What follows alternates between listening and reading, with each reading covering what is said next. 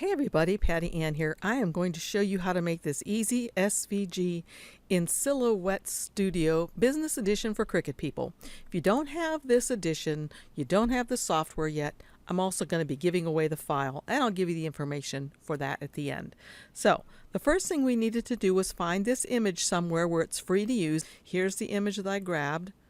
You click on it, and then here's where it says free download right over here. So I downloaded it. And then I came over to Silhouette, and let me get rid of this one now. I don't need it anymore. Well, I'll leave it over here so I can remember exactly how I made it. All right. So the next thing that I did was I go to File, and I came over here to Merge because I want to bring it right into this same page that I'm working on. And let's see if I can quickly go down here and see it. There it is. Open that up. And there it is. So all I have to do is trace it. So I come over here to the right where there's this little piece of toast looking thing. Click on that, and that opens up the trace panel. Then all I need to do is go to Select Trace Area. Trace this. Notice just half of it turns into a traced image, and this is the part that's the yellow here. We want all of the image to be yellow. So all we have to do is come over here where the threshold is and up the threshold until we get it all colored in. And what I usually like to do is to come up here to this little tool that looks like a bug. It's a magnifying glass, and just magnify over this so I can see, do my lines look smooth? How do they look? And in my opinion, they look perfect right now. The next thing that I will do, since I'm happy with the trace, is I'll just click on the word trace right here. So now what I can do is I can just grab this part out and delete it because I no longer need it. Just hit delete on my keyboard. So I'm left with this, and all I'm going to do is color it in by coming up here to the color swatch, and I can make it any color I'd like. I seem to make things pink a lot because I like pink. All right. Then the next thing I did was I put the text in here. So let's zoom out a little bit and let me show how easy it is to make this text that goes around the image. So what I did was I came here to the circle tool. It's in the flexi shapes. Find it in here. And I drew a circle around her. Kind of brought it over on top of her. And then all I had to do was go right click and send to the back. Okay, so that circle's way bigger than what I need, so I'm going to use one of these little squares on the corner and bring it down.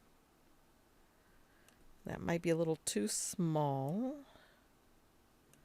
Maybe about like that. Looks good. So what I might want to do is grab both of these now and come up here to this little icon at the top and say center. And that centers it, although I kind of sometimes like to center it just with my own eyeball. All right, so the other thing I'm going to do is right now this has this shape right here. I'm going to click on it. Has a fill color of black, and that's what's up here. I can change its fill color to something else if I'd like, but right now, to be honest, I don't want it to have a fill color at all because I'm not keeping that.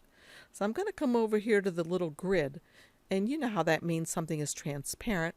So I'm going to make the background transparent, and then all I have is the line around there, the circle. All right, so the next thing I have to do is just come over here to the text tool and click I find and type in I find my happiness. And I'm going to put that right up here. I'll be using that in just a minute. And then I'll come over to the text tool again and I'll type in where the sun shines. Okay, and I'll just bring that one down here because I'll be using that one as well. All right, so one of the things that I did for mine was I changed the size of this font to be like 25. I'm going to do that again. I just come up here, and this is where I can change the font right here. It's Arial, and I'm going to leave it at Arial, and I'm going to change it to 25 and hit enter. Okay, that made it pretty small. And maybe I want to make my circle just a tiny bit smaller. Thinking maybe. Here we go. All right, so all I have to do now is to take this text Right now I can change its size by grabbing the boxes, but if I double click on it, it's back in editable text. Notice this little four-headed arrow right here. I can bring that down to that line and watch what happens. As soon as it touches that line, it pops just like that and goes to the what I made there. So I can make it, whoopsie, I don't mean to grab that.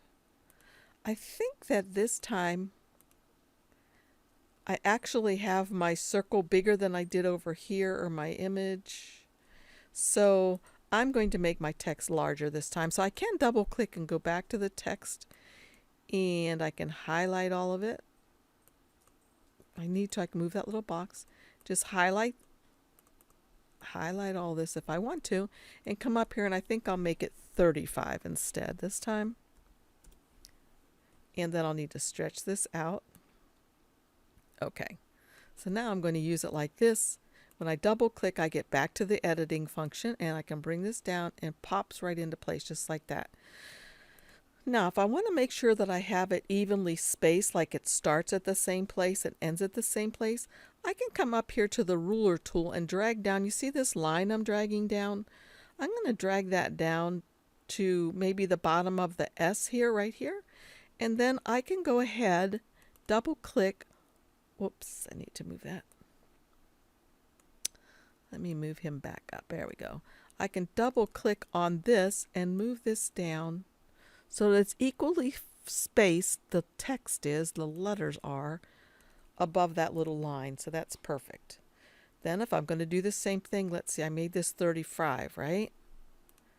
Okay, I'm going to make this 35 as well.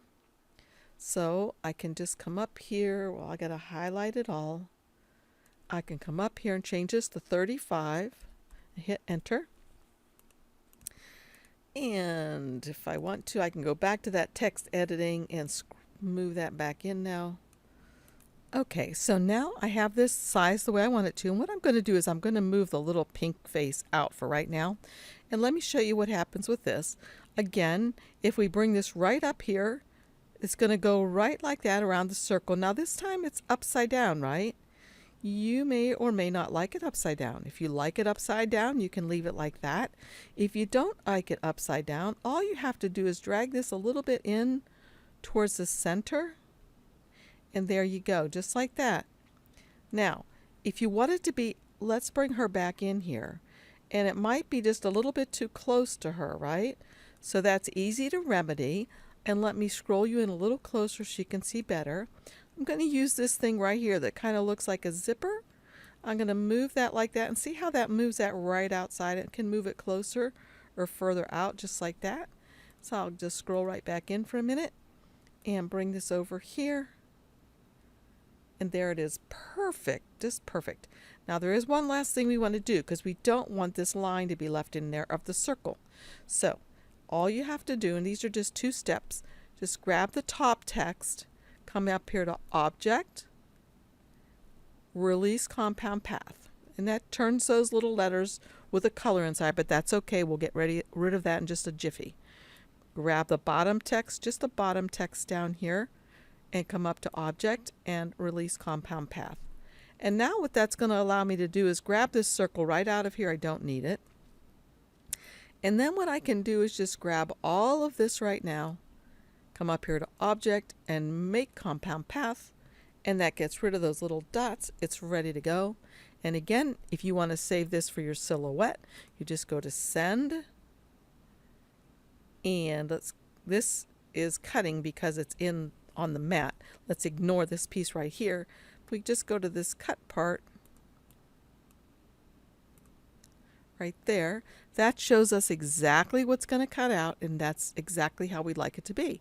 Anyway, let's also talk about Cricut Design Space. If you're going to use it there, you would just go to File, Save As, Save to Hard Drive, and then you would save it. If you have the business edition, you can do this. You can save it as an SVG.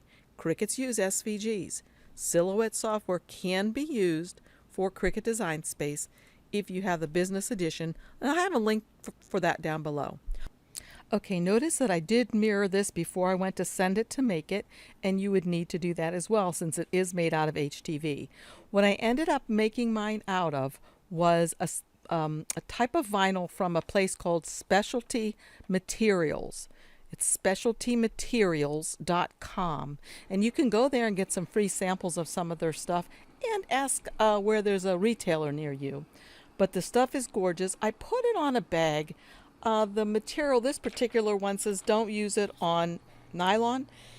You can use it on everything but nylon, and the bag I had was microfiber, and I didn't realize that was nylon. So I had originally intended to give this away, but now I'm not going to because it may not hang on there that well since I did not follow the instructions properly.